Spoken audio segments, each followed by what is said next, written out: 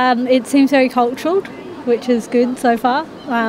We're just walking down the main street and that's about it, so yeah. Yeah, it seems very touristy.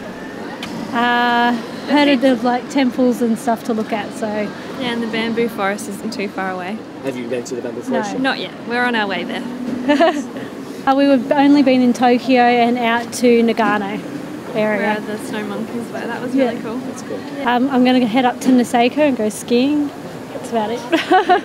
Yeah, no, I'm going home and while she goes to the ski fields. Yeah. English. Really hard. Yeah. Photos and basically just take a photo of the place that you want to go and then they usually understand that.